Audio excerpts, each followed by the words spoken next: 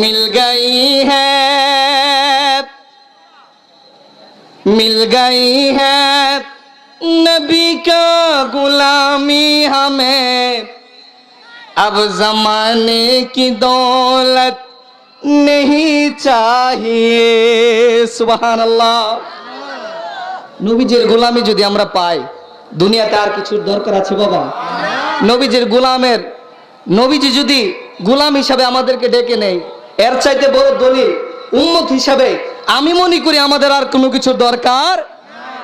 এই জন্য শায়ের বলছেন, মিল গাই হ্যাঁ নবী কা গুলামি हमें, अब जमाने की दौलत नहीं चाहिए। दूर कर